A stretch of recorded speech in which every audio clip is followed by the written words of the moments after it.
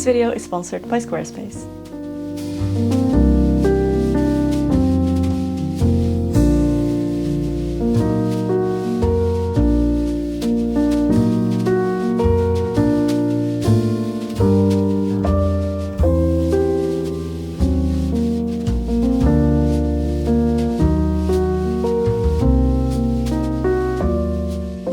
So apparently I have a thing for garden lighting now.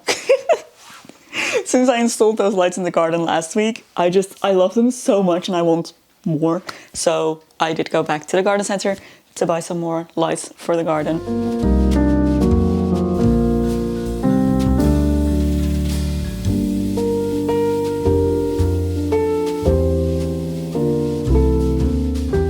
I ended up buying this net with lights that you can kind of drape over garden plants. We have all these little like round shrubs in our front yard, and I thought it'd be really cute to kind of highlight one of them in this lighted net, because then you would have 3 lighted things in the front garden. You'd have that one shrub, the orb thing that I hung last week, and the lights in front of the window. And I'm about to install it, but first I want to check that it's the right shade of warm white. We've gone over this. All of the slightly cooler warm white is in the backyard. All of the very warm white is in the front yard. So if it's too cool for the front garden, we can always pop it somewhere in the backyard. But I really hope it works in the front garden, because that's what I meant to buy it for. So let's take a look. And if it works, then we can install it.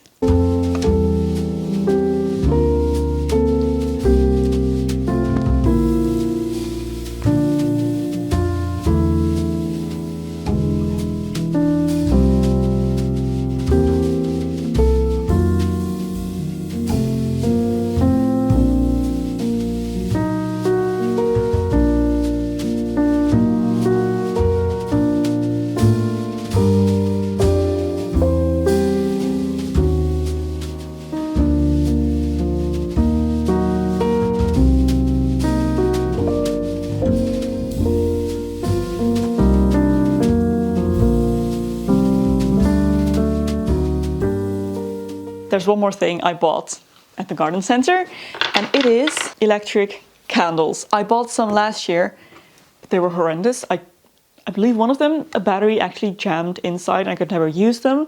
So that was disappointing, but I got some new ones now. And if these are disappointing as well, I'm never buying electric candles again, but I have faith that these are good. They come with a remote and they change colors, which I don't think I'm ever going to use, but it's a nice feature. We have lights all around the living room, pretty much everywhere, except for that one spot. It's a bit dark. And I feel like since it has the glass sides, I think it would be really nice to have something in there that lights up. So I'm gonna try and put these up there. It's also where we usually put our Christmas tree. So once we put the tree up, I'm gonna move these. But until then, and after then, I think it'd be nice to have these in there. But I do really hope that they actually work. And since they come with a remote, I won't have to open the cabinet every time I want to turn these on. I can just use the remote. So that should be ideal if it actually works. By the way, if you haven't switched to rechargeable batteries yet, do it. It's the best thing ever. Not only is it much more sustainable, but saves so much money. I have been using rechargeable batteries, just the IKEA ones. They're really well priced for years and I love it. So, ooh, okay, it works, but this is not a good color. Gonna have to change that. A very cool bright white. So I was thinking right here, I think that would be really cute.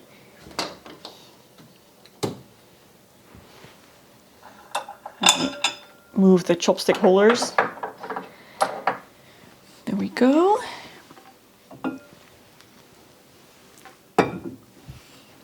And this is a place, I mean, obviously you would never put real candles in here, but I think this could be cute.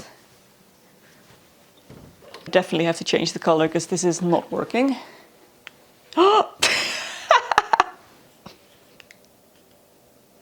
Oh man. Okay, honestly, this is kind of fun though. I don't think I will use this, but it is kind of fun. Okay, we're probably gonna settle on yellow because the white is pretty bright. Cute, I like it. How about green? Darker green. Ooh, brighter green. Turquoise. There's like 3 shades of pink. Red. Ooh. Rainbow mode. So far so good, I really like this. Yeah. Yay! Okay, hear me out. Skin-colored tights. I love skin-colored tights. Some dresses just don't work with black tights or colored tights. Some just require skin-colored tights, especially in like vintage style outfits or of the cottagecore things that I wear. Just looks kind of weird with tights, I think, personally. However, I feel like people don't want to wear skin-colored tights. They are very old-fashioned. They have a bit of a bad reputation. So the only skin-colored tights you can buy in stores are the really thin ones, thin sheer ones that you can barely see are there, which are lovely, but they are not what I need in winter when I like to dress really, really warm. And honestly, I personally wouldn't mind skin-colored tights that look a little bit obvious. Like, I don't mind if you can tell that I'm wearing skin-colored tights, but it's so hard to find.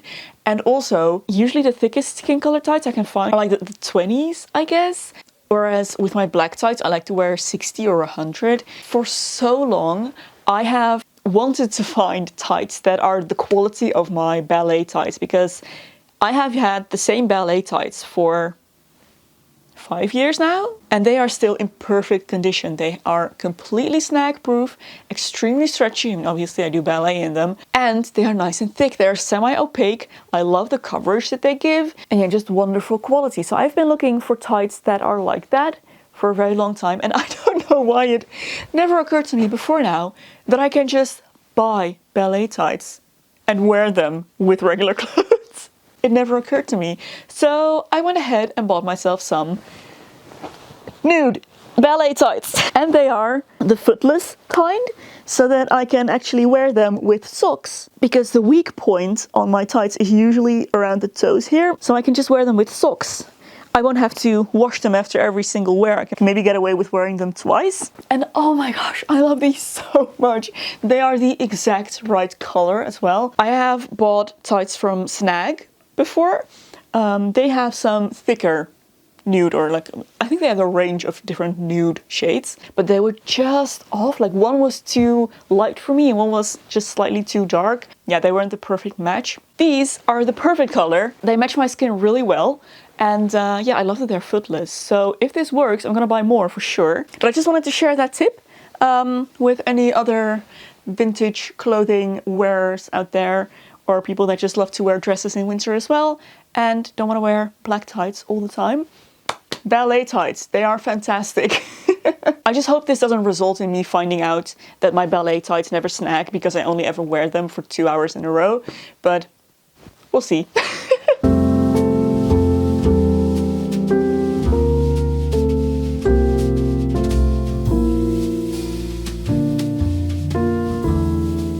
I wanted to give a big thank you to today's sponsor, as this video is very kindly sponsored by Squarespace. You're probably familiar with them by now. They are a wonderful place to go if you're looking to build yourself a website. And whether you have lots of experience with building websites or none whatsoever, Squarespace can help you build the perfect website with all of the functionality and all of the looks that you're looking for. They have recently launched Squarespace Blueprint, which is an AI-powered feature that helps you to build a website from scratch in a really simple way through this questionnaire. And then at the end, it rolls out the perfect template for you that you can then go ahead and customize. They also have powerful AI features that can help you build your digital identity, making sure that you use a consistent tone of voice in your text, for example. And if you're looking for a place to sell content, then Squarespace has great features for this as well. They make it really easy to sell an online course, digital files, videos, memberships, all kinds of things that you may want to put behind a paywall. You can choose whether you want to charge one time or a subscription.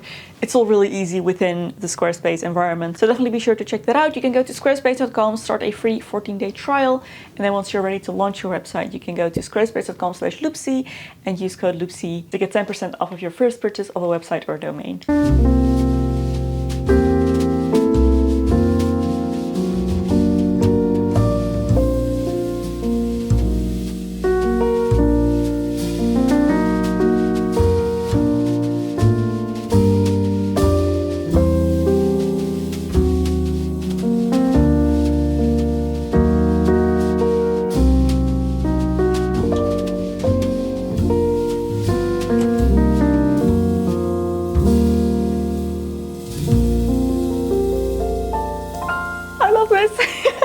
This is a real wreath and it smells amazing.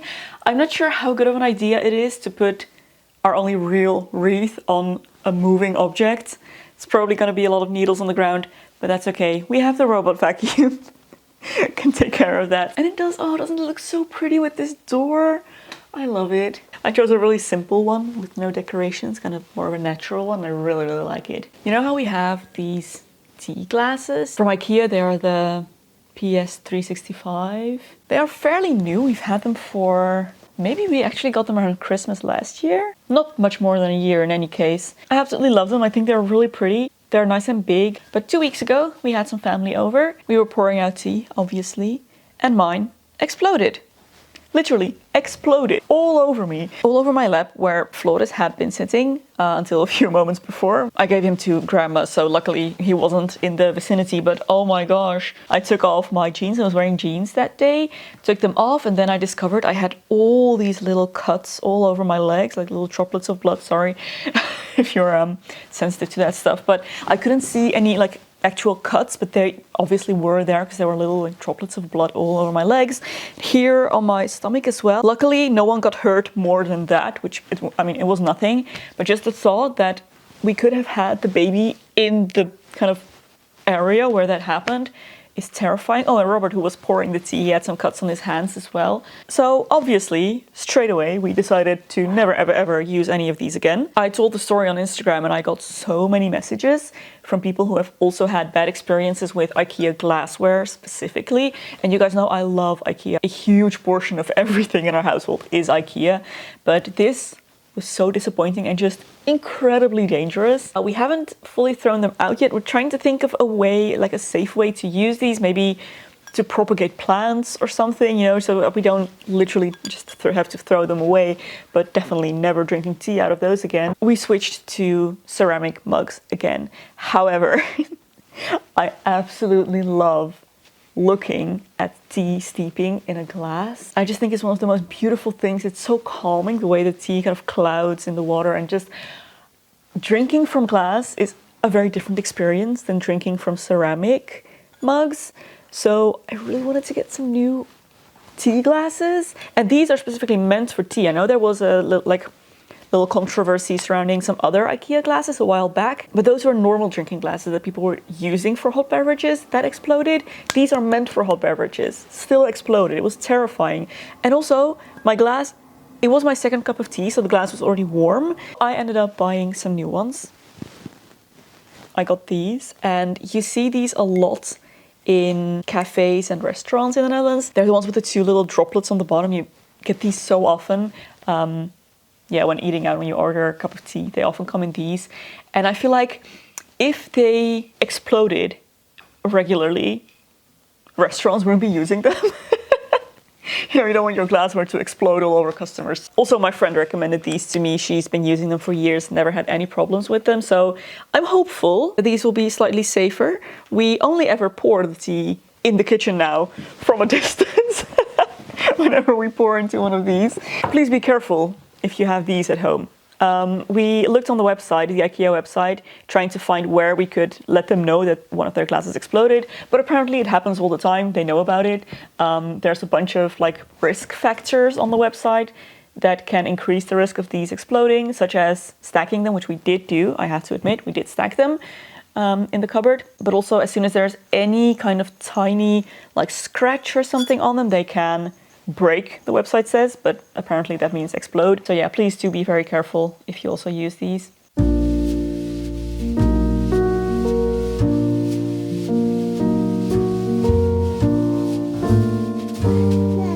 Mama. Yeah. It's been a while since my last knitting update. I have to admit, I haven't been knitting much. I was gifted this, where is it? Efteling puzzle book. Oh my god. You know how much I love the Efteling. This is just absolutely full of puzzles related to it, little quizzes, little word puzzles, and yeah, it's so much fun. So I have done lots of fun with this in my spare time. But as for what I have been knitting, let's see, I have my little project bag here. I'm still working on my wrap cardigan. I'm working on one of the sleeves now. So here's what it currently looks like. Oh, I really haven't gotten far. A little stump of a sleeve. Yeah, this is gonna take a while, I think. I do still really like it. I can't wait to get it finished. I found a cable knit pattern that I want to use.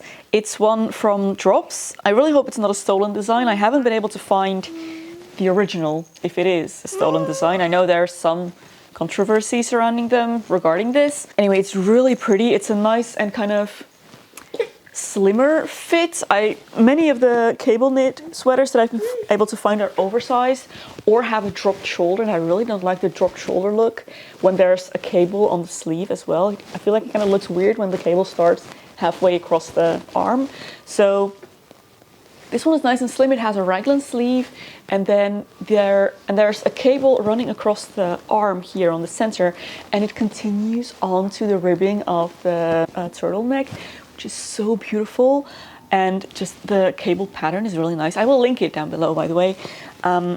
So I'm really excited to start that one, but I really want to finish my wrap cardigan first, because I know that I will never finish it if I don't do that first. But that's one I'm really excited to start working on soon. Maybe found a little piece of scrap yarn that must have fallen out of my project bag.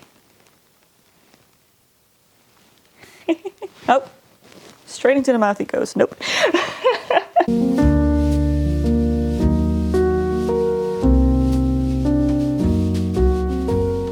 I have somehow ended up with 4 advent calendars this year, which is so excessive, but also I'm not complaining. I absolutely love me an advent calendar. We have a little advent calendar station set up here on this little rug where the tree is gonna go next week. We're gonna put up the tree next week. But until then, it's the advent calendar station. This one obviously is not mine. This is Floris's. All of the other ones are mine. Oh my gosh. So I thought today, let's open them together. Let's start with this lovely big house that we have here. This is a calendar from the Notice Shop, which is a Dutch web store that sells nuts and like little snack foods. So here we have it. And what's inside today? Oh, guide note. It's December 5th today, which is Sinterklaas, and I love that they actually incorporated that, because usually advent calendars just completely ignore Sinterklaas, but this is really nice, so yay! Can have that with a cup of tea. So the tea calendar, this one's from the English Tea Shop, which is an organic tea company, and today's tea is Winter Warmer, which has rooibos with ginger, cocoa, star anise, and mace. Then, of course, there's the Gilmore Girls yarn advent calendar. Here we go. Ooh, oh, this is beautiful. A lovely peach-colored yarn. Love this. And then lastly, my Harry Potter Lego calendar. I've had one of these before 1 year, and I love them so much. They are so humorous in that Lego humor. Lego humor is my ultimate humor. It's just right up my alley. So yeah, love these. So let's see what's in there. I had a Christmas tree yesterday, which was less exciting. Oh, this is gonna be the Ravenclaw table. This year is set up like the Christmas in the Great Hall. And you have all of these house tables, and I believe one of the things I've already gotten out of these was the Gryffindor lion, or at least I think. At first I thought maybe it's a dragon, but then I realized that the Ravenclaw one clearly has a bird on top, so it's probably a lion. And then I think this is the Hufflepuff table with a croissant and a pie. Today's is, I think, the Ravenclaw table because it has a book.